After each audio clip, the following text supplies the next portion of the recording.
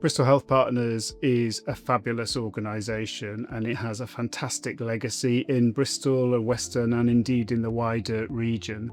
Research in health is the key to our future health and the health of our children and generations beyond those.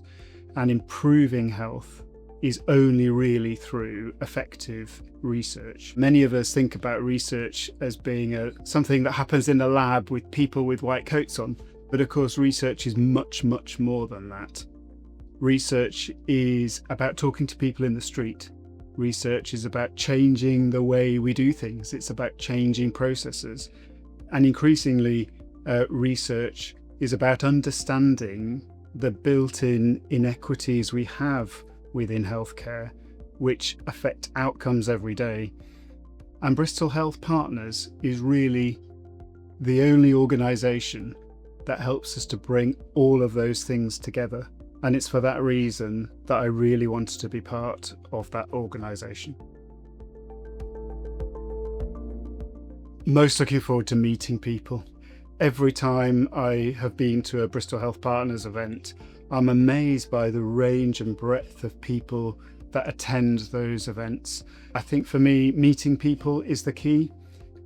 We can hear about research, we can read about results, we can look at clinical trials, but really it's about talking to researchers, talking to the subjects of those research, but most importantly, talking to people who might benefit from the upside of those research activities. I'm really excited about that.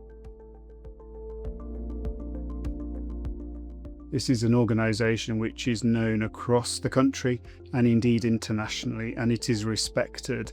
It listens very effectively to patients, population, healthy and unhealthy.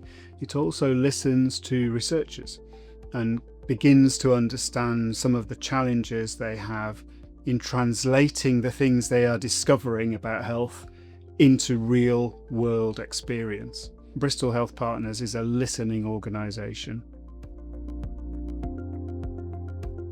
Let's take stroke, for example. So stroke is a very debilitating condition that affects many, many thousands of people in our region every year. As a healthcare system, we knew we had to redesign the pathway to get the best possible outcomes, particularly about acute care, but very importantly about rehabilitation. Now, if we had done that from the point of view of a group of doctors, or a group of healthcare managers, or a group of hospitals, what we would have done is failed to understand what matters to people. What matters to people and carers when they experience a stroke. And Bristol Health Partners brought those people into the conversation, backed up by some real world fantastic evidence about how to get the best outcomes, and it ensured that their voice and priorities were taken into consideration when the pathways were redesigned. In Bristol, North Somerset, South Gloucestershire, we have one of the largest but also most successful stroke pathways in the country, thanks to Bristol Health Partners. The NHS 10-year plan is really clear in that for too long we focused on treating ill health, rescuing people when they're at their most extremes of health. Now that's very important and that has to continue, but increasingly we need to look before people become unwell. What are the factors, what are the influences within their life, their own life and their life around them, that make them susceptible to illness, becoming unwell too early in their life, and perhaps also understanding why some people within our population experience healthcare better than others.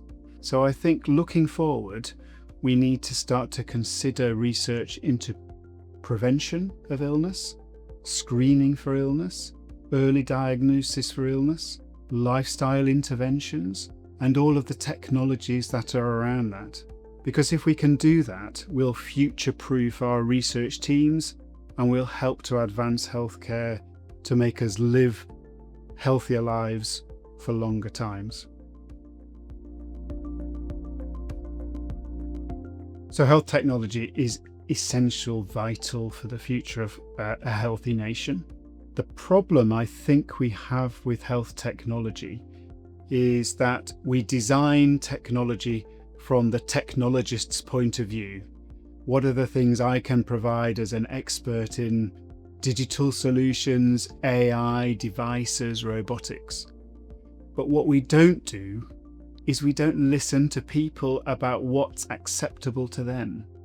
So we know that there's huge investment in healthcare technology, but what we don't see is people, patients, users, ward nurses, doctors in the community, healthcare workers. We don't see those people always helping to design those systems, and particularly those devices, which is why a lot of them will fail. So looking forward, we have to ensure again that we're integrating not just great ideas, great entrepreneurs, and great pieces of technology, not just taking those, but taking real life people along that journey with us.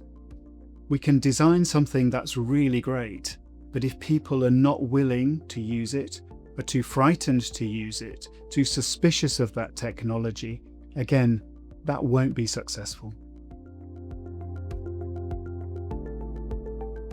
It's fantastic that we have 2 world-class universities in Bristol, for example, and are very forward-thinking local authorities, all of whom are very, very prepared to invest in health research.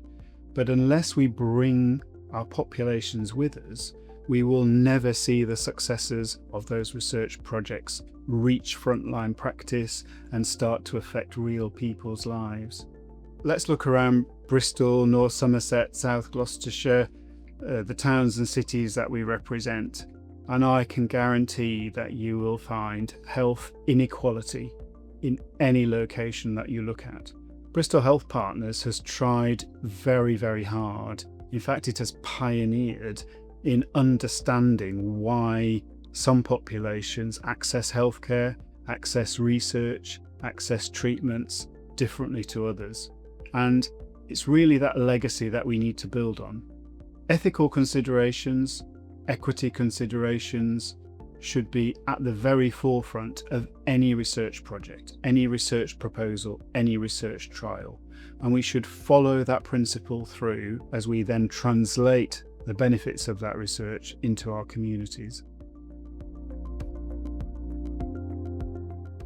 I do worry that within research, within healthcare funding, and with the various pressures that every healthcare worker, researcher, and indeed member of the population is under, we will find it increasingly difficult to fund effective evaluation and integration in research.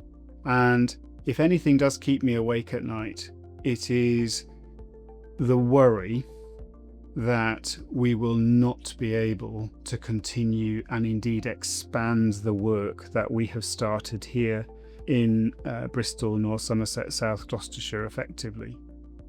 I'm confident we will. The projects that we have delivered to date and the fantastic plans we have for the future should inspire funders and commissioners to be confident that we can deliver very, very effective returns on that investment for the population. But it is a concern.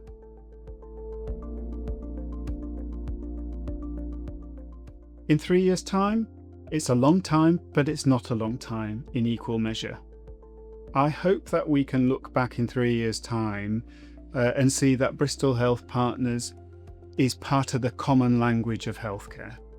People recognise that it's an organisation that is working on behalf of the population, that it is recognised as the first port of call for established and new healthcare researchers, be they from any aspect of our community. It's the first port of call that they will come to discuss projects with. And importantly, that it's a model that is replicated up and down this country, across Europe, and indeed across the world, as we develop those international links, a model that people respect and are able to replicate.